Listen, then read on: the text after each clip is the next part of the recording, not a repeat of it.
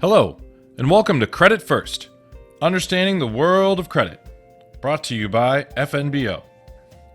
My name is Jeff Doms, and as the Director of Customer Experience at the bank, I get to talk to customers about what they like about FNBO, as well as listen to their suggestions on how we can improve.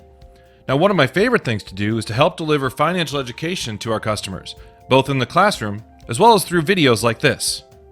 And today we're going to talk about credit. What it is, why it's important, what types of things impact your credit, and most importantly, how you can help create and maintain good credit. So what is credit? Well, credit allows you to obtain things before you pay for them. Credit is a way for lenders to say, I trust that you will make payments in the future. So essentially, credit is another form of a loan. When determining whether or not to give someone credit, as well as how much credit to give, lenders look into the 4 C's. Character. What is your character as a consumer? How have you paid your bills and managed your credit in the past? Collateral. Do you have any collateral? Now, collateral can be physical property or assets used to get a loan, where if you default on loan payments, the lender can seize the collateral and sell it to recoup some or all of its losses. Capacity. What capacity do you have to repay the lender? For example, do you have the ability to pay back the lender at all? Does it look like your current financial health can support taking on more loan payments? And capital. What is the current level of your capital? In other words, what's your net worth? What does it look like after you add up all of your assets and then subtract everything you owe?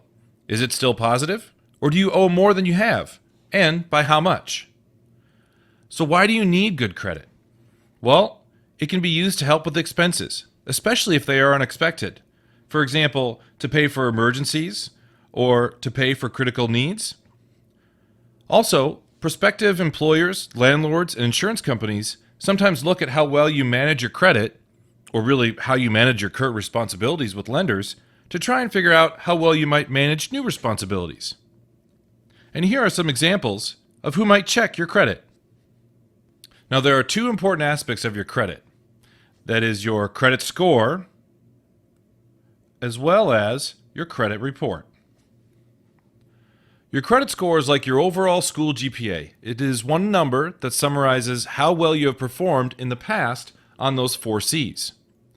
So if your credit score is like your GPA, then think of your credit report almost like your credit report card.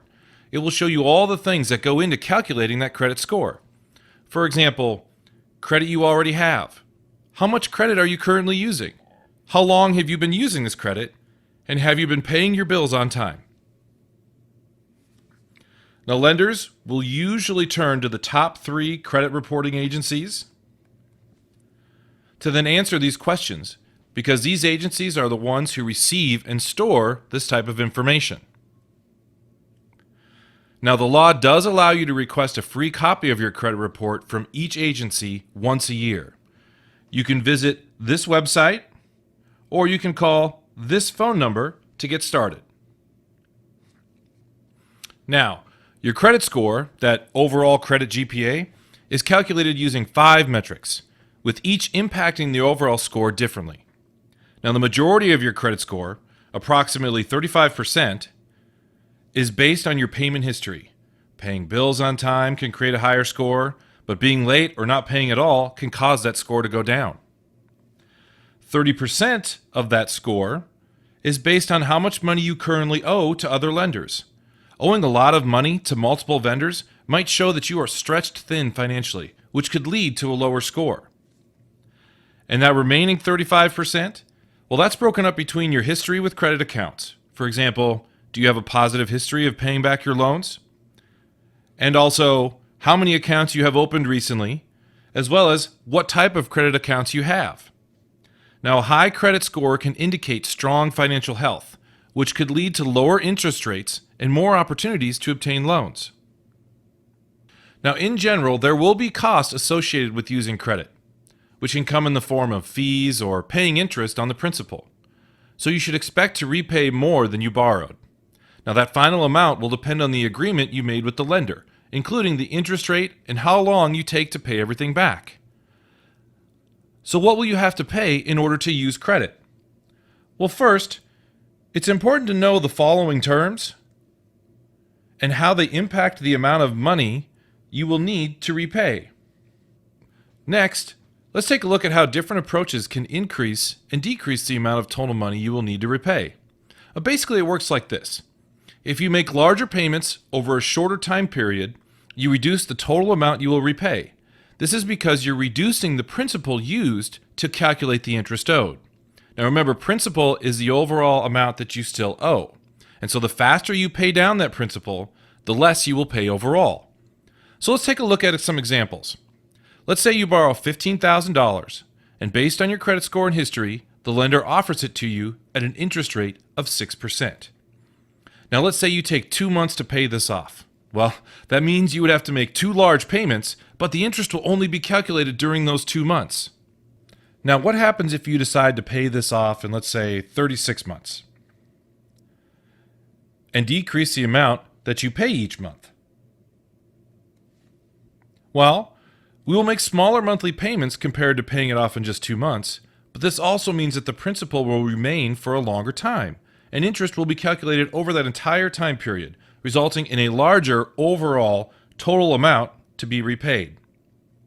But what do you think will happen if we extend the time it takes to pay back the loan even further? Let's say to 5 years.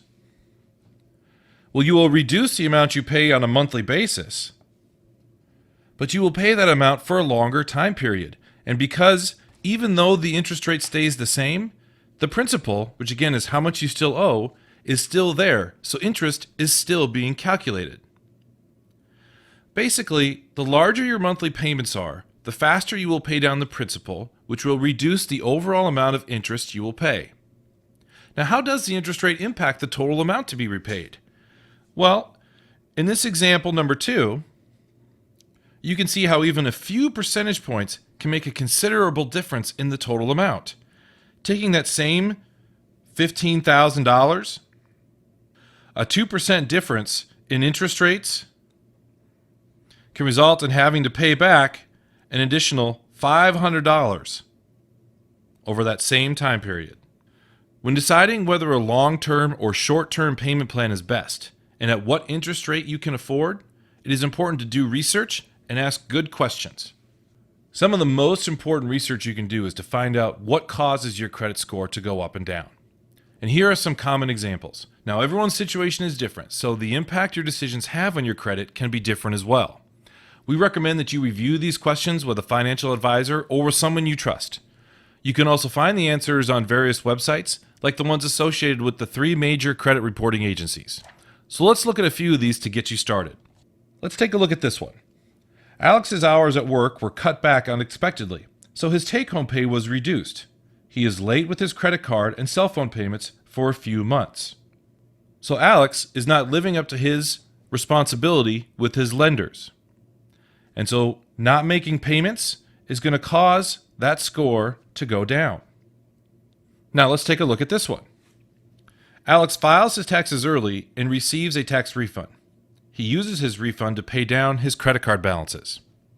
Now, just filing your taxes early doesn't impact your credit score.